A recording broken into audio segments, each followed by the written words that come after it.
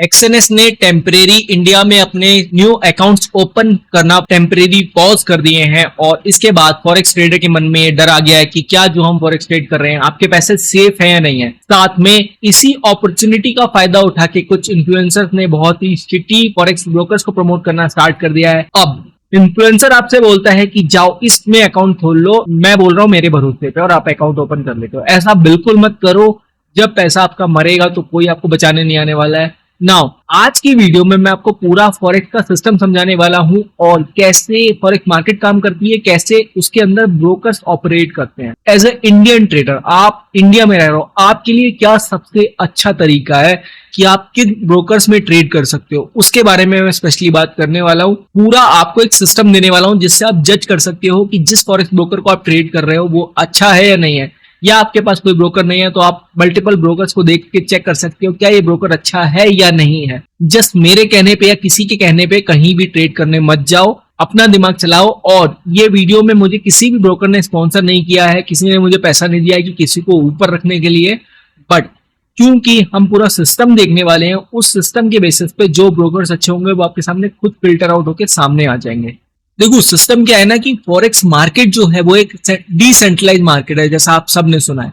कोई भी एक कंट्री उसको ऑपरेट नहीं करती है, सब कंट्रीज में काम करती है वो मार्केट। इससे क्या होता है कि जो भी ब्रोकर्स हैं वो मल्टीपल कंट्रीज में रजिस्टर होते हैं और हर कंट्री की जो रेगुलेटरी बॉडीज होती हैं उनके अपने अपने रूल्स होते हैं। अब एक्चुअली में आप क्या कर रहे हो, आप भरोसा कर रहे हो किसी दूसरी कंट्री की रेगुलेटरी बॉडी पर कि उसने इस ब्रोकर को अपने अंडर रजिस्टर कर रखा है और यह ब्रोकर स्कैम नहीं करेगा तो मेरा पैसा भी बचा रहेगा। इंडिया में रह के आप घुमा फिरा के यही कर रहे हो और कुछ नहीं कर रहे हो। इसका मतलब कि लेट से आपने किसी फॉरेक्स ब्रोकर में जो कि एक टियर 1 रेगुलेटरी बॉडी से रजिस्टर है उसमें आपने कुछ फंड डिपॉजिट किए और कल को अगर उस ब्रोकर ने कुछ स्कैम कर दिया तो जो भी कंपनसेशन है या जो भी फायदा है वो उन लोगों को मिलेगा जिस कंट्री में वो ब्रोकर रजिस्टर है। वो रेगुलेटरी बॉडी अपने देश के लोगों का मदद करेगी, आपकी नहीं करेगी। इसलिए आरबीआई आपको अलर्ट लिस्ट जारी करता है कि इन ब्रोकर्स में ट्रेड मत करो, अगर कल को कुछ दिक्कत आती है तो हम आपकी हेल्प नहीं कर पाएंगे, गवर्नमेंट आपके सपोर्ट में नहीं है। ये है पूरा सिस्टम। अब इसका मतलब क्या फॉरेक्स में ट्रेड करना बंद कर दें या नहीं करनी चाहिए? नहीं, ऐसा बिल्कुल नहीं है। सारे ब्रोकर्स खराब नहीं है, बहुत से अच्छे ब्रोकर्स हैं जिनमें मैं बहुत टाइम से ट्रेड कर रहा हूं, आप लोग भी करते हो, आपको भी पता है, सारे डिपॉजिट विड्रॉल सब होते हैं। बट द थिंग इज हमें अच्छे से अच्छे ब्रोकर्स को चूज करना है। जो मैंने आपको सिनेरियो बताया ये एक हाइपोथेटिकल सिनेरियो है कि ऐसा हो सकता है, बट जब आप एक अच्छा ट्रस्टेड ब्रोकर यूज करते हो, लेट से ब्रोकर के दिमाग से सोचो, अगर उसका एक अच्छा रेपुटेटेड बिजनेस रन कर रहा है जिससे वो अच्छा खासा अर्न कर रहा है तो वो क्यों किसी को स्कैम करके अपना पूरा बिजनेस खराब करेगा, है ना। तो इसलिए हमें अच्छे ब्रोकर्स को चूज करना होता है जो कि अच्छी टियर 1 टियर 2 रेगुलेटरी बॉडी से रजिस्टर होते हैं। नाउ चलो देखते हैं कि सिस्टम पूरा कैसे काम करता है। उससे पहले एक बात याद रखो, ये जो पूरा चैनल है ट्रेडिंग एजुकेशन के ऊपर बेसिस है, तो मैं अपनी ट्रेड्स भी शेयर करता हूँ, डिस्क्रिप्शन में लिंक मिल जाएगा। अगर आपको फ्री में ज्वाइन करना है तो आप जाके चेक कर सकते हो। तो हम अभी आ चुके हैं बेबी पिप की वेबसाइट पर। यहाँ पर क्या है, फॉरेक्स रेगुलेटरी ऑर्गेनाइजेशन। इस पेज पर आपको सारी दुनिया भर की रेगुलेटरी बॉडीज मिलेंगी। आप देख सकते हो सारे देश और उनके अंदर कौन कौन सी रेगुलेटरी बॉडी हैं, उनके सबके नाम लिखे हैं, ठीक है, आप जाके चेक कर सकते हो। ये होती है रेगुलेटरी बॉडी, जैसे इंडिया की आरबीआई है। तो आप ये बात समझ गए होंगे कि हर देश की अपनी रेगुलेटरी बॉडीज होती हैं, इनके अंदर जो होते हैं वो ब्रोकर हमारे रजिस्टर होते हैं। अब हमारा दूसरा काम है इन ब्रोकर्स को समझना। तो ब्रोकर्स को मोस्टली 3 टियर लिस्ट में डिवाइड किया जाता है। यहाँ आप देख सकते हो tier list, tier 1, tier 2, tier 3, उनके एग्जाम्पल, ठीक है, कौन से टियर 1 के रेगुलेटरी बॉडीज हैं जो कि वर्ल्ड में सबसे अच्छे माने जाते हैं फॉरेक्स के लिए। तो ये एफसीए है यूके का, एसेक है ऑस्ट्रेलिया का, फिर यूएसए का है, जर्मनी का है, स्विट्जरलैंड का है, सिंगापुर का है। ये क्या है, टियर 1। एडवांटेज देखते हैं इनके। एडवांटेज क्या है, स्ट्रिक्ट कैपिटल रिजर्व, मतलब जब भी ब्रोकर इनसे रजिस्टर होता है ब्रोकर को यहाँ पर कैपिटल रिजर्व अपने डिपॉजिट करने होते हैं। साथ में क्लाइंट फंड सेग्रीगेशन, इसका मतलब कि जो भी क्लाइंट डिपॉजिट करता है ब्रोकर्स में उन फंड्स को सेपरेट रखा जाता है कंपनी के फंड से। इसका मतलब कल को कुछ दिक्कत आती है, कंपनी में फाइनेंशियल क्राइसिस आता है, तो जो हमारा ट्रेडर्स का फंड है वो अलग से रखा है, वो वापस हो सकता है।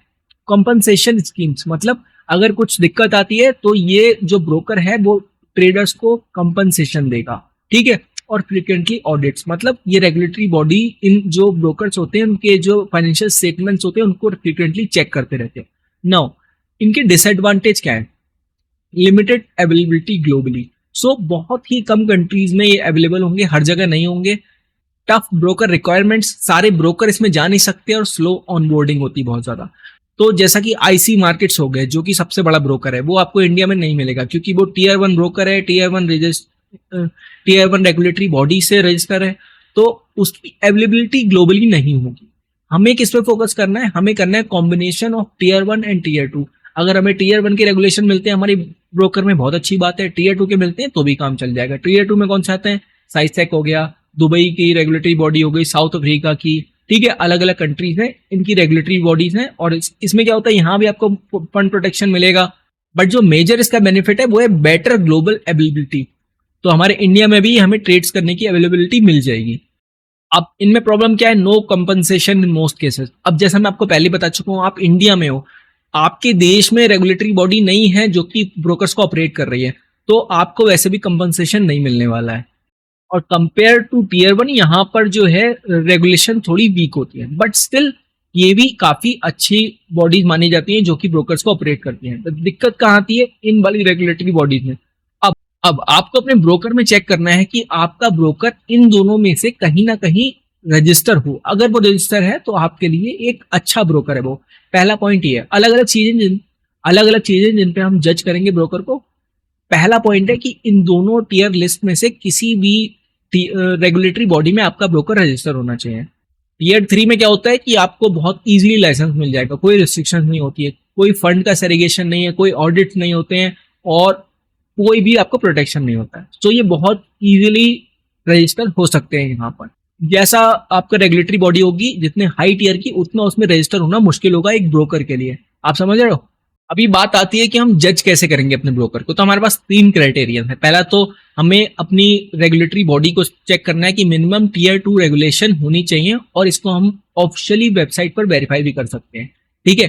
दूसरा, रेपुटेशन चेक करना है। रेपुटेशन कहाँ पर? ट्रस्ट पायलट पर कितने रिव्यूज हैं। यूट्यूब पर जाकर आप देख सकते हो जो भी ब्रोकर है उसने उसके डिपॉजिट विड्रॉल कैसे हैं, और लोगों से रिव्यू ले सकते हो, ठीक है। तीसरा, एटलीस्ट कम से कम 5 साल से मार्केट में होना चाहिए मिनिमम, और 10 सालों 15 सालों और भी अच्छा, ठीक है। और तीसरा, आपका क्लीन डिपॉजिट विड्रॉल होना चाहिए। इंडिया के लिए यूपीआई, पेटीएम, ये वाले सारे नेट बैंकिंग और क्रिप्टो सारे पेमेंट ऑप्शन अवेलेबल होना चाहिए, ठीक है। तो आपके पास विड्रॉल डिपॉजिट इजी होना चाहिए, लोगों के रिव्यूज इंडस्ट्री में उसके लिए अच्छे होने चाहिए। ट्रस्ट पायलट पे देख सकते हो, यूट्यूब पे देख सकते हो, और साथ में ये कम से कम टीयर 2 की आपको रेगुलेटरी बॉडी से रजिस्टर होना चाहिए। टीयर 1 आपको इंडिया में मिलेगा, टीयर 1 की भी मिलेगी, टीयर 2 भी मिलेगी। हमें वो चाहिए जिसमें दोनों मिलते हैं, बहुत अच्छी बात। तो अभी जब मैंने इंडिया के लिए चेक किया कौन से ब्रोकर्स हैं जो इन क्राइटेरियाज को मैच करेंगे, तो मुझे 4 ब्रोकर्स मिले हैं। उनके बारे में मैं आपको बताता हूँ कि वो कहाँ से रेगुलेटेड है। पहली चीज, उसके बारे में हम इस वीडियो में देखेंगे। दूसरा, क्या ऑप्शन था हमारे पास? यूट्यूब पे रिव्यूज देखना, ट्रस्ट पायलट पे रिव्यूज देखना। ट्रस्ट पायलट अभी हम चेक कर लेंगे। यूट्यूब पर आप खुद जाके सर्च कर सकते हो उस ब्रोकर के बारे में कैसे रिव्यूज हैं। तीसरा, विड्रॉ एंड डिपॉजिट इजीली होना चाहिए इंडियंस के लिए, ठीक है। तो अब ब्रोकर्स को चेक कर लेते हैं। सबसे पहला ब्रोकर हमारे पास आता है टिकमिल, ओके। अब इसमें देखते हैं कहाँ का रजिस्टर है। सबसे पहले रजिस्टर है यूके में, ठीक है। ये क्या है? टीयर 1 का रेगुलेटरी बॉडी है, एफसीए। अब एक बार वेबसाइट पर चलते हैं टिकमिल की। डिस्क्रिप्शन में आपको लिंक मिल जाएगा, आप अकाउंट ओपन कर सकते हो और जाके चेक कर सकते हो जो भी चेक करना है। अब यहाँ पर जब इसके रेगुलेशन में आओगे, यहाँ इन्होंने बता रखा है, देखो, एफसीए, फाइनेंशियल कंडक्ट अथॉरिटी। ये कहाँ है? यूके की, ठीक है। यूके की हो गई, साइसेक की हो गई, और साउथ अफ्रीका की हो गई, और ये दुबई का है। जब मैं डाटा कलेक्ट कर रहा था उस टाइम ये नहीं था, वेबसाइट पर इनका दिखा रहा है, ठीक है। सो आप देख सकते हो ये सारी बॉडीज हैं। टीयर 1, यहाँ पर टीयर 1, टीयर 2 और टीयर 3 वाली भी यहाँ पर आपको मिल जाएगी। तो मल्टीपल जगह पर ये ब्रोकर रजिस्टर है। साथ में जब आप अकाउंट ओपन करोगे आपको यूपीआई के सारे ऑप्शन मिलेंगे। पहली चीज, रेगुलेशन क्लियर हो गई। दूसरा, इसके रिव्यूज देख लेते हैं। अब इसको जब ट्रस्ट पायलट पर देखा, यहाँ पर हजारों में रिव्यूज हैं, इसके 4+ की रेटिंग है, और आप देख सकते हो रिव्यूज काफी पॉजिटिव हैं इसके। नेक्स्ट ब्रोकर पे अपने आते हैं जो कि है एक्सएनएस। यहाँ पर आप देख सकते हो एक्सएनएस जो है यूके में रजिस्टर है, साइसेक में रजिस्टर है, टीयर 1, टीयर 2, टीयर 3 सारी बॉडीज में रजिस्टर है एक्सएनएस। और जितने भी लोग यूज कर रहे हो पिछले 2-3 साल से एक्सएनएस सब यूज कर रहे हैं। काफी अच्छा प्लेटफॉर्म है, सारा डिपॉजिट विड्रॉल सब टाइम से होता है, कभी दिक्कत नहीं आती है। सेम टिकमिल भी वैसा ही प्लेटफॉर्म है। और एक्सएनएस मुझे लगता है आप सबने यूज किया होगा, तो उसका प्लेटफॉर्म शो करने की जरूरत नहीं है, बट स्टिल अगर मैं एक्सएनएस में आता हूँ तो यहाँ पर अगर हम डिपॉजिट में आएंगे, जिनका पहले से अकाउंट ओपन है सबको यूपीआई का ऑप्शन यहाँ मिल रहा होगा। अब तीसरा जो ब्रोकर है हमारा वो है एक्सन। ये भी क्या है, सारा यूपीआई डिपॉजिट विड्रॉल आपको मिलेगा। टीयर 1, टीयर 2, टीयर 3 सारी रेगुलेटरी बॉडीज के अंदर रजिस्टर्ड है। तो अभी आ चुके हैं हम एक्सएनएस। तो अभी हम एक्सएम की वेबसाइट पर हैं। यहाँ पर आप जब अकाउंट ओपन करोगे अपना प्लेटफॉर्म चेक कर सकते हो, MT5 अकाउंट टाइप। इसके ऊपर फ्यूचर में वीडियो बनाएंगे, अभी जो स्टैंडर्ड से कंटिन्यू करते हैं। कंटिन्यू, ट्रेडिंग पासवर्ड रख सकते हो कुछ भी, एंड कंप्लीट। अब यहाँ से जब हम मेंबर्स एरिया में आएंगे तो यहाँ पे आपको क्रिप्टो करेंसी मिलेगी, बाइनेंस पे मिलेगा, यूपीआई मिलेगा, ऑनलाइन बैंक ट्रांसफर मिलेगा, सब चीजें मिलेगी। अब ये भी काफी पुराना ब्रोकर है, 2015, इसको 15 साल हो चुके हैं मार्केट में। इसके भी आपने मल्टीपल रिव्यूज देख लिए होंगे। और ब्रोकर है हमारा वेंटेज। ये एफसीए से और एसेक्स से और ये टीयर 2 की रेगुलेटरी बॉडी से, साउथ अफ्रीका वाली से रजिस्टर है, UK, Australia, south Africa, Dubai में भी रजिस्टर है। तो मल्टीपल जगह पर ये ब्रोकर रजिस्टर है। साथ में जब वेंटेज के रिव्यूज देखोगे, 8,000 से ज्यादा रिव्यूज हैं यहाँ पर ट्रस्ट पायलट पे इसके। तो रिव्यू वाइज भी काफी अच्छा ब्रोकर है। एक्सएनएस हमने चेक नहीं किया था, या एक्सएनएस के 20,000 के आसपास रिव्यूज हैं, 4.8 की रेटिंग है। एक्सएम को आप चेक करोगे तो उसकी रेटिंग थोड़ी सी 4 से कम है, बट बाकी जो रेगुलेटरी बॉडीज हैं सब कुछ यहाँ पर इन चेक है। 2,000 से ज्यादा रिव्यूज हैं इसके भी। तो ये सारे ब्रोकर्स हैं जिनके अच्छे खासे ऑनलाइन प्रेजेंस है काफी साल से। एक्सएम 15 साल पुराना ब्रोकर है, वेंटेज भी 15 साल से ज्यादा पुराना ब्रोकर है, एक्सएनएस को भी मार्केट में 15-20 साल हो चुके हैं, टिकमिल भी काफी पुराना ब्रोकर है। तो काफी ब्रोकर ये ऐसे हैं जो काफी टाइम से चल रहे हैं मार्केट में। साथ में डिपॉजिट विड्रॉल बिल्कुल ईजी है। वेंटेज की वेबसाइट पर जब आप आते हो तो इन्होंने एक्स्ट्रा फंड सेफ्टी का यहाँ प्रॉमिस कर रखा है, आप देख सकते हो। क्लाइंट फंड इंश्योरेंस है इनके पास। सेरीगेटेड अकाउंट से जिनकी मैं बात कर रहा था कि जो क्लाइंट्स के डिपॉजिट होते हैं, जो क्लाइंट्स के फंड डिपॉजिट होते हैं वो अलग से सिक्योर्ड होते हैं कंपनी के प्रॉफिट से, जो कि इन्होंने बता रखा है। टॉप टियर ऑस्ट्रेलियन बैंक से इनका टाई अप है। ये 4 ब्रोकर्स मैंने ऐसे चूज किए हैं जो मल्टीपल रेगुलेटरी बॉडीज के साथ लिंक है। इनका यूपीआई से डिपॉजिट विड्रॉल है, सारा इंडिया में अच्छे से काम कर रहे हैं। रिव्यूज इनके हर जगह अच्छे हैं। तो इन ब्रोकर्स के आपको डिस्क्रिप्शन में लिंक मिल जाएगा। अगर एक्सएनएस में भी अकाउंट ओपन नहीं हो रहा है तो बाकी एक्सएम, वेंटेज और टिकमेल, इनमें से किसी में भी आप अकाउंट ओपन कर सकते हो। इनको न्यू करना है, जो एक्सएनएस यूज कर रहे हैं पहले से, वो एक्सएनएस यूज कर सकते हैं।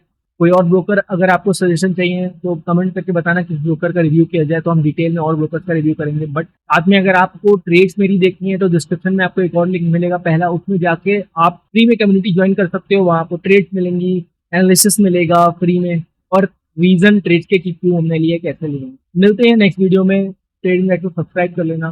Thanks for watching, bye.